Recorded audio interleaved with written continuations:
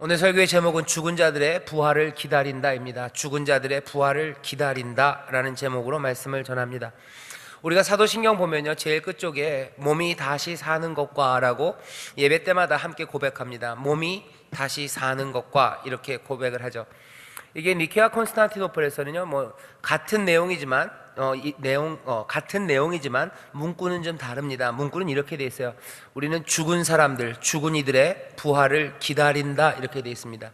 죽은 이들의 부활을 우리는 기다려요. 그냥 몸이 다시 사는 것과랑 죽은 이들의 부활을 기다리라는 것은 뉘앙스가 조금 다릅니다. 그냥 우리가 사도신경으로 고백하는 몸이 다시 사는 것, 그러면 그냥 부활이 있다는 객관적인 사실을 믿는 것 같아요.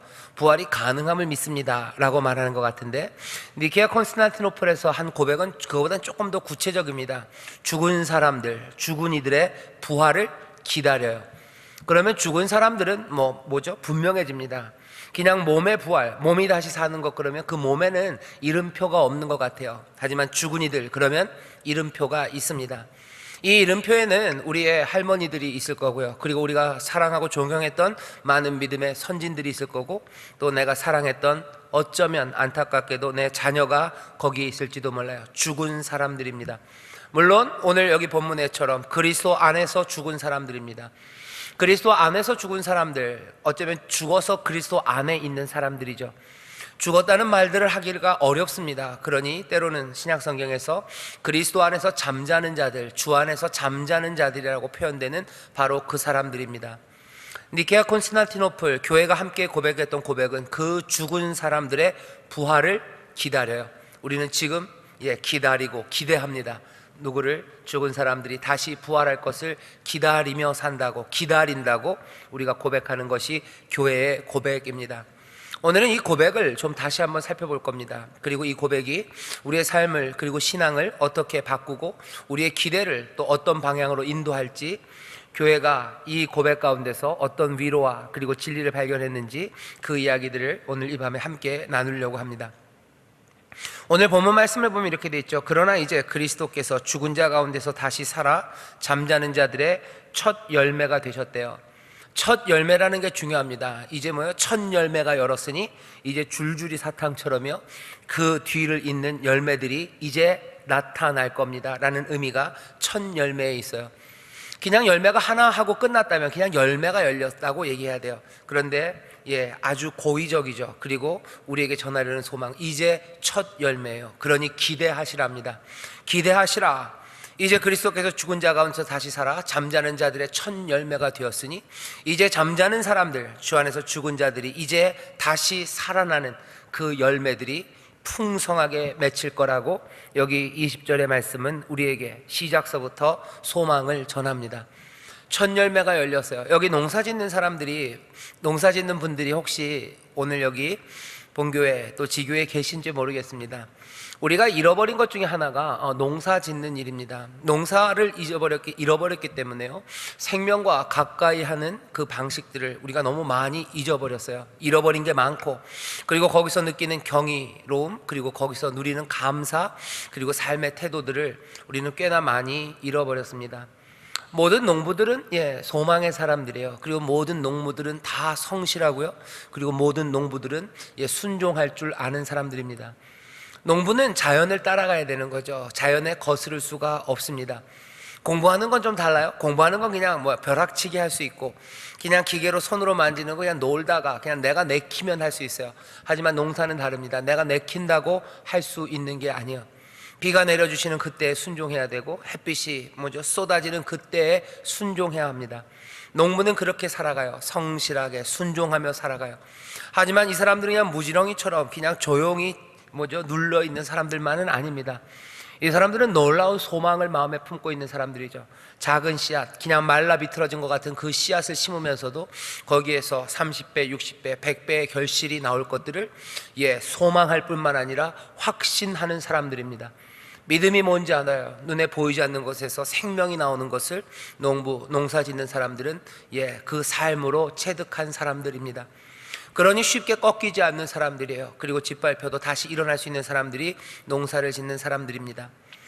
그런데 우리는 그것들을 좀 잃어버렸죠. 그래서 농사를 짓지 않고 사람들에게서 고용되어 살고 고용인으로 살아가요. 뭔가 심어서 생명이 터져 나오는 것들을 보지 못합니다. 하늘에 순종하며 살아가는 삶보다는 사람의 눈치 보고 오만한 자들, 아니면 힘 있는 사람들, 악한 사람들, 거기에 줄 대는 것, 그것이 훨씬 더 익숙해져 갑니다. 모르겠어요. 저도 농사를 안 짓고 제가 말만 잘하죠, 그죠? 농사를 저도 좀 지었으면 좋겠고, 농사를 짓기가 어려우면 조그만 밭이라도 가꾸면 훨씬 더 우리의 삶이 달라질 겁니다. 그런데 밭을 가꾸는 것도 참 어려운 상황입니다. 아파트에서 살죠. 대한민국은 아파트가 굉장히 좋은 집이라고 그냥 이렇게 생각이 박혔어요. 하지만 유럽만 해도, 그리고 미국도 마찬가지입니다. 아파트는 아주 특별한 경우 말고는 가난한 사람들이 사는 곳이지 부유한 사람들이 사는 곳은 아니죠. 근데 우리나라는 거꾸로 됐습니다. 아파트 부유한 사람들이, 물론 큰 저택 같은 집에서 사시는 분들이 있죠. 밭을 가꾸는 거, 이건 교회 안에서요 꽤나 오랫동안 자기의 영성을 그리고 하나님 앞에 순종하며 사는 삶을 배우려는 사람들이 기도하고, 그리고 또 말씀을 읽을 뿐만 아니라 늘 밭을 가꿨습니다. 그냥 단지 노동의 의미만은 아니고 자급자족의 의미만도 아니에요. 농사를 짓는다는 것이 우리에게 굉장히 큰 의미가 있습니다. 저도 이 말씀을 준비하면서 속으로 좀 부끄럽기도 하고 새로 결심을 좀 하긴 하는데 그게 잘 될 것 같지가 않아요. 왜냐하면 하다못해 화분 하나를 길러도 제가 화분도 잘 못 기릅니다. 그런데 무슨 밭을 가꾸는 거, 이건 너무 어려울 것 같고 어떻게 하는지도 모르겠고, 분명히 우리 믿음의 앞에 섰던 사람들이 밭을 가꾸고 정원을 가꾸고 꽃을 심고 그것들을 기르면서 그 마음을, 그리고 그 삶을 좀 더 하나님 앞에 가까이 가게 하는 그 좋은 도구가 됐던 건 사실입니다. 그래서 이 밤에 오늘 여러분들이 오신 분들에게 저에게도 마찬가지입니다만 제안을 합니다.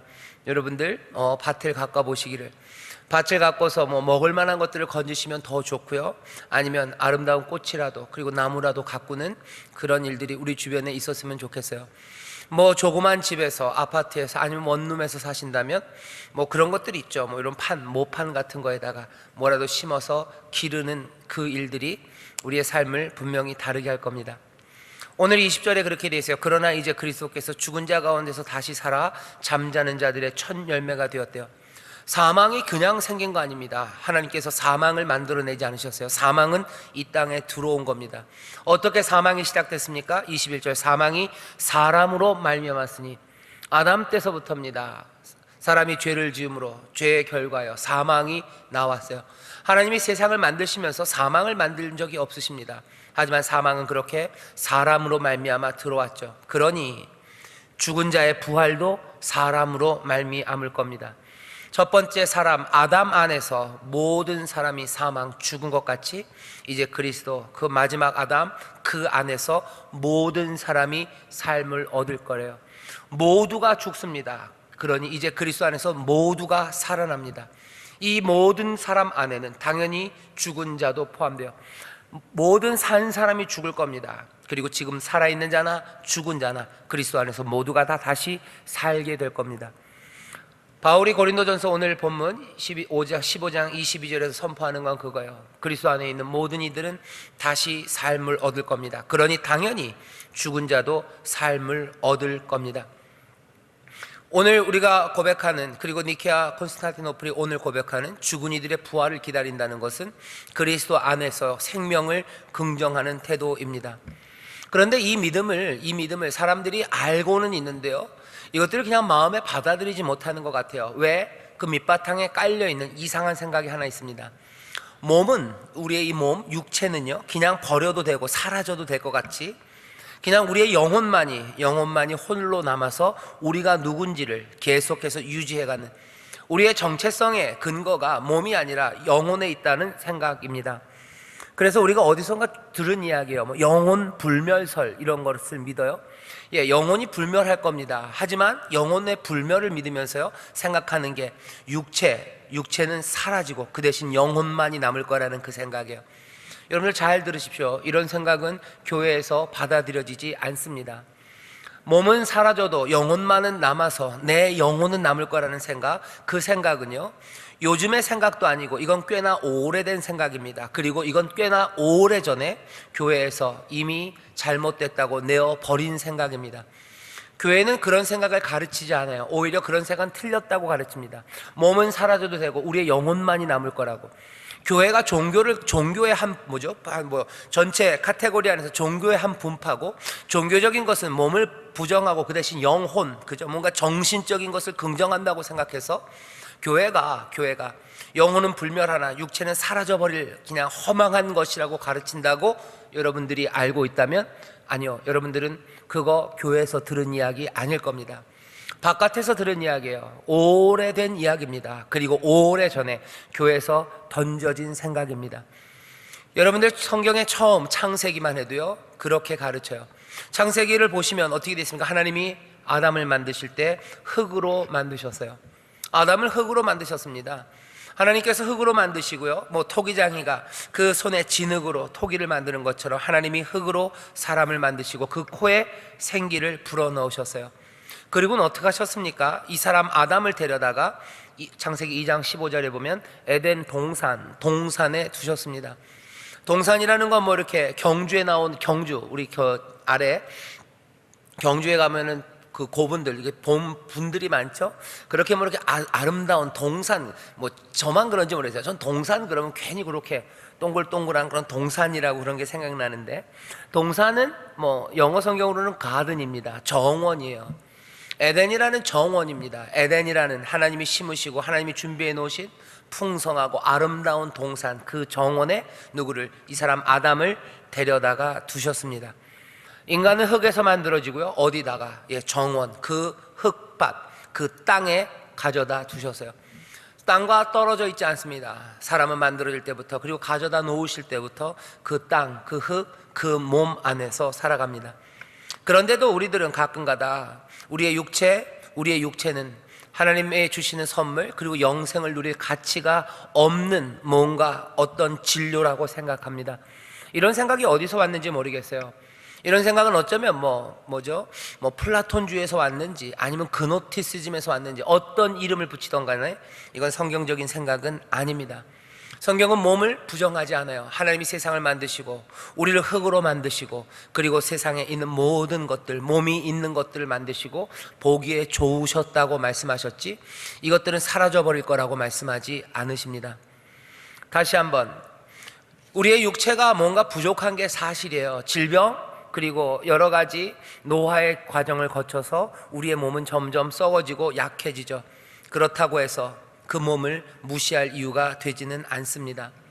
여러분, 성경에 보면 동산이라는 이야기, 흙이라는 이야기가 굉장히 많이 나와요. 처음 시작은 에덴 동산에 사람을 두셨어요. 그리고 여러분들 기억하십니까? 예수님께서 십자가에 달려 돌아가시죠. 요한복음 19장 41절에 보면 예수님을 십자가에서 내립니다. 그리고서는 설명해요. 예수님이 십자가에 못 박힌 그곳에 뭐가 있었대요? 동산이 있었대요. 삶이 시작되고 삶이 회복되는 그 자리에 무엇이 있습니까? 동산이 있어요. 동산직입니다. 동산의 무덤이 있어요. 계속해서 에덴 동산에 두었던 것처럼 예수 그리스도의 그 몸을 동산에, 그 흙에, 그 정원에 두십니다. 오늘 그리스도 안에서 죽은 자들, 그 모든 사람들의 몸의 부활을 기다리면서 우리가 오늘 한번 다시 생각해야 되는 이미지가 있다면요, 정원이에요. 그 정원, 우리가 아름답게 가꾸는 그 동산입니다. 겨울의 정원을 생각해 보시면 겨울의 정원은 어떻습니까? 어두워요. 그곳은 죽음의 장소입니다. 뭔가 버려진 것 같아요. 흙은 그렇게 아무 생명 없는 겨울에 그냥 그릇이 컴컴하고 버려져 있습니다. 하지만 봄이 오면 달라요. 봄이 오면 그 정원은 빛의 장소가 돼요. 겨울에도 빛은 있죠. 해는 뜹니다. 그런데 이상하게 겨울의 빛과 그리고 봄의 빛이 다르고요, 겨울 정원에 비치는 빛들과 봄의 정원에 비치는 빛은 전혀 다른 빛 같습니다. 봄이 되면 그 정원들은 다 빛의 장소가 되고 풍성한 생명이 넘치는 그런 장소가 되죠. 거기에선 꽃들이 피어나기 시작해요.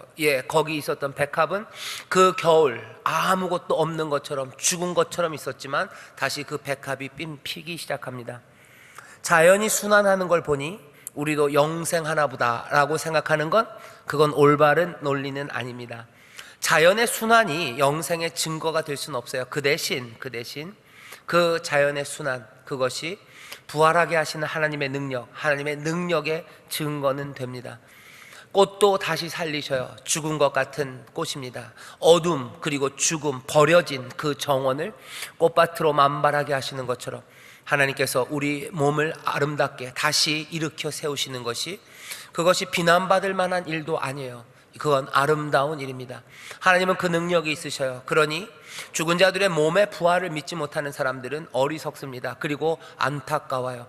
그런 이들은 정원을 갖고 봐야 합니다. 겨울 황량하고 그 삭막했던 그 땅에 다시 꽃들이 피는 것들을 보면서 하나님의 몸의 부활, 거기에 대한 어렴풋한 기대 그리고 소망을 품을 수 있죠.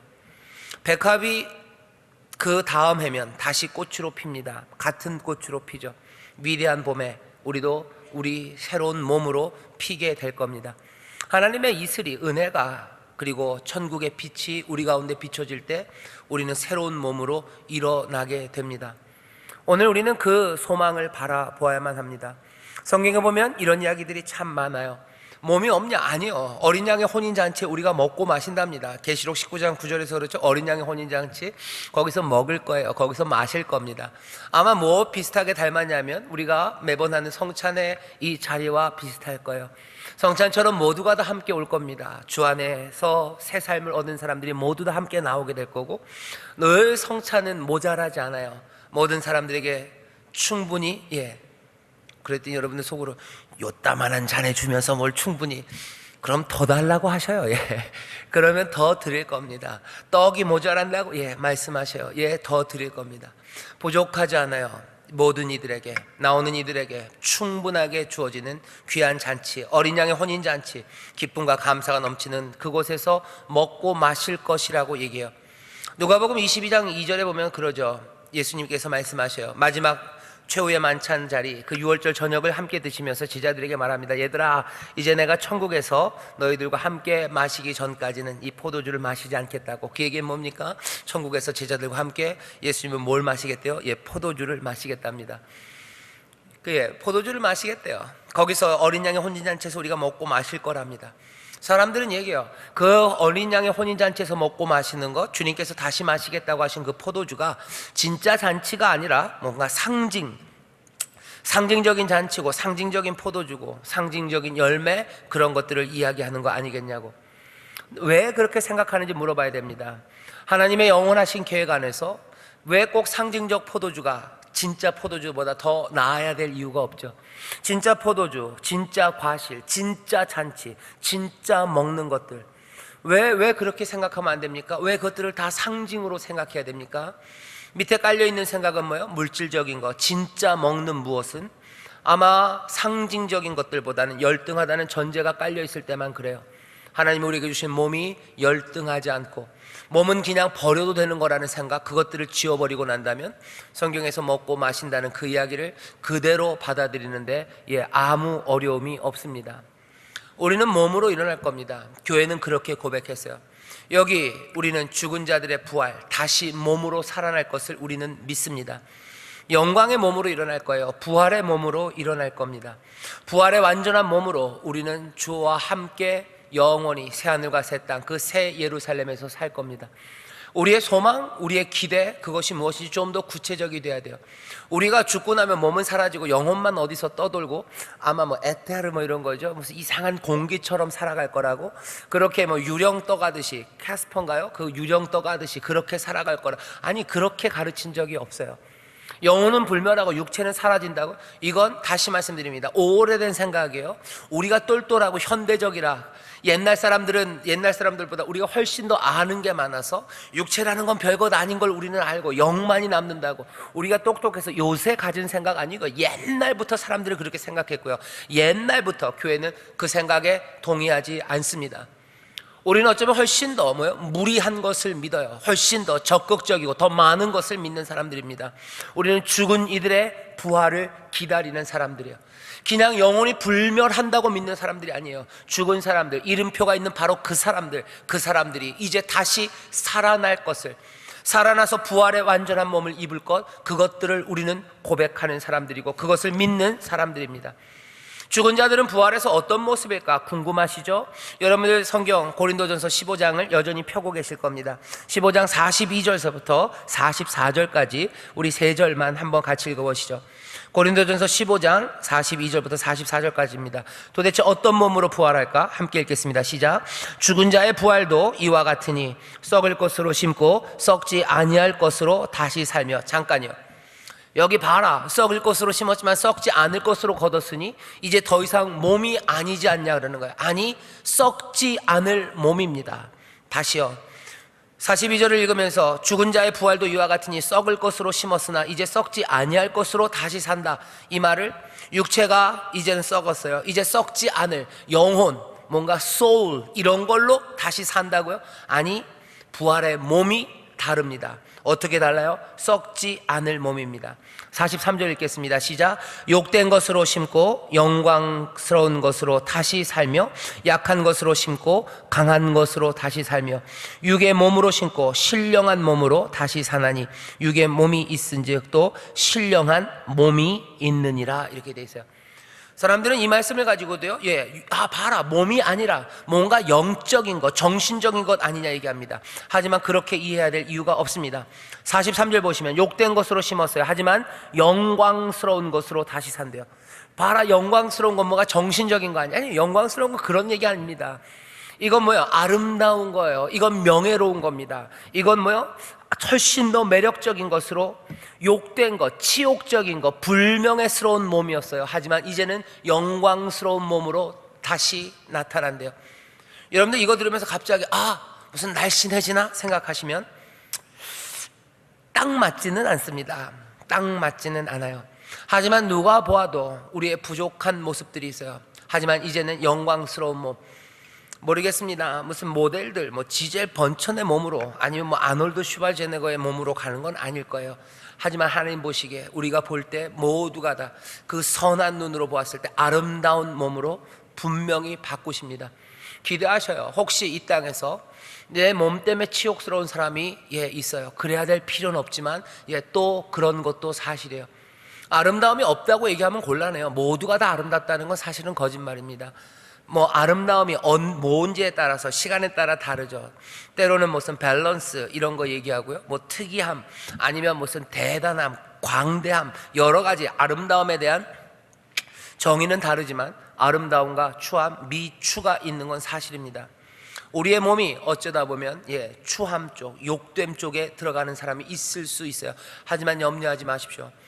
여러분들 지금 그것 때문에 괴로워하지 마셔요. 뭐라고 얘기하십니까? 우리가 다시 살아나는 그때는 영광스러운 것, 아름다움으로 일어날 겁니다. 그 다음에 뭐라고 됐습니까? 다시 살 거예요. 그리고 약한 것으로 심고 강한 것으로 다시 삽니다. 이 얘기는 무슨 얘기인지 알죠? 약한 사람들이 있어요. 약한 몸, 이제 강한 몸으로 삽니다. 연약하지 않아요. 누구보다도 더 병약한 사람들이 있습니다. 제대로 걷지 못하는 사람들이 있고, 그리고 여러 가지 장애로 힘들어하는 사람들이 있어요. 다시 부활의 몸으로 일어날 때 약한 것은 강한 것으로 일어나게 될 겁니다. 강한 몸으로 일어난대요. 튼튼하게 일어날 겁니다. 왜 그래야만 됩니까? 여기에 논리적인 이유가 있습니까? 아니요. 심고 나게 하시는 하나님의 은혜예요. 약한 것으로 심고 강한 것으로 이제 일으켜 세우시는 하나님의 은혜입니다. 우리를 변화시키시는 하나님의 놀라우신 능력입니다. 추한 것을 심었으나 추한 몸은 이제 아름답게 영광으로, 약한 것은 강한 것으로, 썩을 것은 썩지 않을 것으로요. 노쇠하고 아마 늙어가지 않을 겁니다. 썩는다는 건 그런 거죠. 점점 늙어가는 거예요. 쇠퇴해가는 거예요. 이제 부활의 몸으로 일어날 때는 쇠퇴하지 않을 겁니다. 늙어가지 않을 겁니다. 6개월에 한 번씩 주사 맞으러 가야 될 이유 없어요. 늙지 않을 겁니다. 쇠퇴하지 않을 겁니다. 어디서 그렇게 황당한 이야기를 하냐고요? 제가 만든 이야기 아닙니다. 어디 전단지에서 보고 여러분들에게 전하는 거 아니에요. 여기 하나님께서 약속으로 주신 말씀입니다. 죽은 자의 부활이 이와 같을 거래요. 썩을 것으로 심었으나 이제 썩지 아니할 것으로 다시 살고, 욕된 것으로 심고 영광스러운 것으로 다시 살며, 약한 것으로 심었으나 강한 것으로 다시 살 거예요. 육의 몸으로 심었습니다. 하지만 신령한 몸으로 다시 살 겁니다. 사람들이 이걸 보면서 봐라, 영적인 거 아니냐. 영적이라는 게요, 육체가 없다는 의미가 아닙니다. 신령한 몸이라고 돼 있어요. 영적인 몸입니다. 이건 어떻게 이해하셔야 돼요? 육체와 반대 정신이라고 이해하시면 안 되고요. 성령의 성품, 그리고 성령의 활동, 성령의 소욕, 그것들과 일치하는 거룩한 영적인 성령의 화합하는, 그거와 하모니를 이루는 몸입니다. 여지껏은 몸은, 육체의 소욕은 성령의 소욕과 서로 어긋났어요. 성령의 소욕은 선한 것, 사랑을, 그리고 오래 참음을, 그리고 온유와 자비와 충성을 소욕합니다. 그리로 이끌어가는데, 우리의 소욕은 그 반대요. 육체는 더러운 것들이에요. 음욕입니다, 욕심입니다, 추함입니다, 폭력입니다. 그런 걸로 몸이 이끌어 갔었어요. 하지만 이제는 아니라는 거죠. 이제는 아니다. 육의 몸, 그것들은 사라져요. 육신의 소욕을 따라갔던, 악을 따라갔던 그것이 아니라 나는 이제 성령의 소욕을 따라가는 신령한 몸입니다. 성령의 성품, 성령의 그 거룩하신 일들에 거기에 일치하는 사람, 그 몸이에요. 사랑하기에 훨씬 더 합당한 몸이고요. 우리 안에서 끓어오르는 것도 몽땅 다 충성과 자비와 그리고 그 온유를 내어 보이기에 적당한 몸이 되어 갑니다. 어떤 몸들은 이상하게 저주받은 몸, 저주받았다 그러기는 뭐라고요? 죄에 익숙한 몸들이 있어요. 미움에 익숙한 몸이 있습니다. 그리고 음욕에 익숙한 몸이 있어요. 그리고 폭력에 익숙한 몸이 있습니다. 하지만 이제는 아니래요. 이제는 아닙니다. 영적인 몸으로 다시 일어나요. 육의 몸이 있은즉 신령한 몸이 있다고 얘기하죠. 결국은 우리가 그렇게 부활의 완전한 몸으로 변화될 때 우리의 몸은 그리스도의 부활하신 그 몸과 같아질 겁니다. 요한 1서 3장 2절에 보면 그렇게 되어 있어요. 그가 나타내심이 되면 우리가 그와 같으리라. 주가 다시 나타나실 겁니다. 부활의 몸. 여러분들 지난번에 기억나시죠? 우리 예수님의 부활을 얘기하면서 하늘에 오르사 그랬어요. 하늘에 올라가실 때 그 몸 그대로 올라가셨어요. 부활의 몸으로 올라가셨습니다. 우리도 그가 나타내실 때, 다시 오실 때 우리도 그와 같으리라요. 여기 죽은 사람들은 부활의 몸으로 일어날 겁니다. 그 당시에 그때 살아있던 사람들도 그 몸이 영화롭게 변화된다고 돼 있어요. 변화됩니다. 그 해가 나타나심이 되면 우리가 그와 같으리라. 교회는 그렇게 고백합니다. 꿈 같은 이야기예요. 그리고 어쩌면 굉장히 무리한 이야기고 세상이 받아들이기 힘든 이야기입니다. 하지만 이것만 그렇게 특별히 받아들이기 어려운 이야기는 아닙니다. 하나님이 우리를 사랑하신다는 그 말씀도 받아들이기 어려운 이야기예요. 하나님의 아들이 육신이 되어 우리 가운데 거하신다는 말도 받아들이기 어려운 이야기예요. 그 죽으심으로 우리가 모든 죄가 사함받았다는 거 이거 받아들이기 어려운 이야기예요. 사실은 이 신앙의 고백에 있는 모든 것들은 사람의 머리 아니면 사람의 계산으로 이루어질 수 없는 생각들입니다. 그러니 신앙으로 우리는 confess, 고백하는 거예요. 믿음으로 고백하는 거예요. 고백의 근거는 아무 근거 없이 나온 건 아닙니다. 우리에게 주시는 말씀들과 우리에게 베풀어 주신 그 은혜들, 그리고 펼쳐진 그 역사들이 우리로 하여금 이 고백을 하게 해요. 여지껏은 이제껏 일어났던 일들입니다. 하지만 이건 앞으로 일어날 일이에요. 기대하십시오. 교회는 이 전의 고백이 참이었던 것처럼 우리의 이 앞의 고백, 미래에 대한 이 고백도 참으로 우리 가운데 실현될 것을 우리는 믿습니다. 죽은 자들은 이 부활의 몸을 입을 겁니다. 이 부활의 몸은 아마 어떤 모습일지 여러분 궁금하시죠? 지금과 흡사할 겁니다. 많이 닮으셨을 거예요. 부활의 몸이 된다고 갑자기 못 알아보지는 않아요. 여기 오늘 고린도전서 15장 뒷장을 넘기시면, 제 성경은 뒷장입니다. 51절부터 보면 이렇게 돼 있어요. 15장 51절에 보라, 내가 너희에게 비밀을 말하노니 우리가 다 잠잘 것이 아니요 마지막 나팔의 순식간에 호련히 어떻게 된대요? 다 변화하리니 나팔 소리가 나매 죽은 자들이 썩지 아니할 것으로 다시 살아나요. 그리고 우리도 변화하리라 이렇게 돼 있어요. 변화한다고 그랬지 다른 것으로 대치되는 건 아닙니다. 변화돼요. 완전히 다른 것으로 바뀌어지는 건 아닙니다. 변화돼요. 어느 정도로 아마 알아볼 만큼입니다. 여기 성경 뒤에 계시록을 보면요, 사람들이 서로 알아봐요. 서로 반갑게 인사합니다. 누군지 알아봐요. 굉장히 많이 달라졌을 겁니다. 아까 얘기했죠. 썩지 아니할 것이 된다 그랬어요. 썩지 아니할 것, 영광스러운 것, 강한 것, 그리고 영적인 몸이 되니 당연히 달라집니다. 하지만 알아볼 수 있어요. 예수님께서도 부활의 몸을 입으셨을 때 당장에는 못 알아봐요. 하지만 보면 준지 아십니다. 주님이시구나 라고 알아볼 만큼 영광으로 가득 차지만 알아봅니다. 그만큼 변할 겁니다. 우리가 부활의 몸, 그리고 부활에 대해서, 그 몸에 대해서 말할 수 있는 건 아마 이 정도일 겁니다. 더 많은 이야기들은 아마 우리의 한계를 넘어갈 거예요. 하지만 우리는 이것만으로도 충분합니다. 그리고 이것만으로도 우리의 소망이 되고, 그리고 얼마든지 감사할 수 있는 고백입니다. 이 고백을, 죽은 사람들의 부활을 기다린다는 이 고백을 흐트러뜨려 놓는 의심은 하나가 있어요. 뭐냐면 이게 가능한가 하는 회의가 마음에 들죠. 그것들은 사실은 결정적인 의심 같지만 이건 쉽게 떨쳐버리는 겁니다. 다른 모든 고백들이 다 그래요. 이 고백, 부활한 사람들의 부활을 기다린다, 이것만 그렇게 가능성에 대해서 물어야 되는 그런 고백은 아닙니다. 또 하나, 오늘 이 고백을 붙잡기 위해서 가능성에 대한 그 회의를 다 집어 던지고 하나 붙잡아야 되는 것은, 새롭게 붙잡아야 되는 것은 하나님이 창조하신 물질, 하나님이 창조하신 몸에 대한 선하다는 긍정입니다. 그것들을 받아들이기 시작하면 오늘의 이 고백을 받아들이지 않을 이유가 없어요. 이 고백을 이상한 방식으로 왜곡하지 않아도 됩니다. 몸, 그건 선해요. 하나님이 만들어내신 것입니다. 선합니다. 분명히 새 몸으로 일으켜 세우실 겁니다. 이 고백이 우리에게 주는 소망은 뭡니까? 다른 것 없어요. 주 안에서 잠자는 사람들, 그 사람들의 몸의 부활을 우리는 기다립니다. 여러분들이 사랑했던 사람들 만날 겁니다.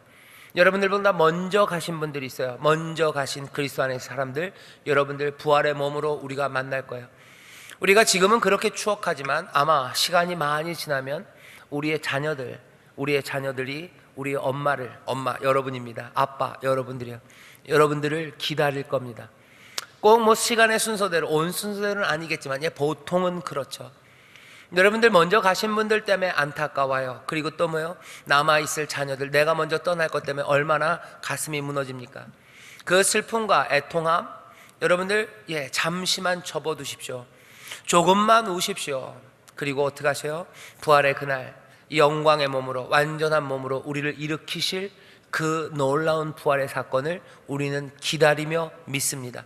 그러니 교회는 날마다 함께 고백하는 거예요. 우리는 죽은 사람들, 죽은 자들의 부활을 기다립니다. 죽은 자들의 부활을 믿습니다 라고 고백하죠. 은혜로운 소식입니다. 그리고 우리의 많은 아픔과 슬픔을 치료하는 놀라운 치료제입니다. 사람들은 이것들을 받아들이지 못하는 사람들이 얼마나 많은지 몰라요. 이런 일이 가능하지 않다고 생각하기 때문에 그냥 뒤로 밀어놓습니다. 하지만 여기 우리 귀한 주님이 우리에게 주시는 약속이에요. 이건 우리가 만들어낸 이야기 아니고 우리에게 주신 분명한 약속입니다. 우리는 이 약속을 믿고 이 약속을 고백합니다. 이 약속대로, 이 말씀대로 정말로 죽어간 많은 그리스도의 사람들이, 사망이 이 땅에 온 것도 한 사람으로 말미암아, 그러니까 죽은 자가 다시 살아나는 모든 생명도 한 사람으로 말미암아, 아담 안에서 모두가 죽은 것처럼 그리스도 안에서 모두가 다 다시 살 겁니다. 이 소망을 놓치지 마십시오. 놓쳐버리기엔 너무 아까운 소망이에요. 왜 이 소망을 놓아버려야 합니까? 이 소망을 버려야 될 이유가 없습니다. 감사함으로 붙잡아야 되는 거예요. 이건 진짜 양손 들고 아멘 하며 받아들여야 되는 귀한 약속의 말씀입니다. 하나 아쉬운 건 있어요. 그리스도 안에서 잠자지 않은 사람들은 어떻게 될까 하는 그 문제죠. 기도하십시오. 그리고 바라기는 여러분들의 자녀들 그리스도 안에 두셔야 돼요. 그리고 여러분들도 그리스도 안에 계십시오. 사랑하는 이들과 영원히 헤어지지 않는 길입니다. 사랑하는 사람들과 영원한 기쁨으로 누리는 길이에요. 다른 거 없죠? 모든 것들을 살리시는 그리스도, 그 생명 안에 거하는 겁니다. 죽은 자들의 부활을 기다리는 사람들, 그들의 삶의 태도들은 조금 달라질 겁니다. 그리고 하나님의 위로가 임할 거고, 특별히 최근에 사랑하는 이들을 떠나보낸 우리 성도님들에게 하나님의 위로가 함께 하시기를, 그리고 기대가 여러분들에게 다시 솟아나시기를 주의 이름으로 축원합니다. 기도하겠습니다. 하나님께서 이 세상을 만드시고 이 땅에 생명들을 심으십니다. 하나님, 겨울이라 죽어간 것 같으나 아니, 이 땅에 하나님께서 이제 꽃 피우십니다. 그리스도 안에서 죽어간 모든 이들이 그리스도 안에서 다시 부활의 몸으로 일어날 것들을 우리가 믿습니다. 우리 앞에 먼저 죽어간 그리스도의 사람들, 아버지 하나님, 우리 사랑하는 이들이 다 만날 그날, 아버지 썩지 않을 몸으로, 아버지 영광의 몸으로, 아버지 하나님 정말로 신령한 몸으로 일어날 그날 주 앞에서 함께 즐거워하고 어린 양의 혼인잔치에서 함께 먹고 마시며 주가 주신 은혜를, 또 그 귀한 영생을 우리가 함께 누릴 것을 믿사오니 이 소망을 어리석게 놓치는 이들 되지 말게 하시고 감사함으로 소중하게 마음에 품고 날마다 그 안에서 위로함 받으며 또한 위로하는 귀한 교회 복된 성도들이 되게 하여 주옵소서. 감사드리며 예수님 이름으로 기도하옵나이다. 아멘.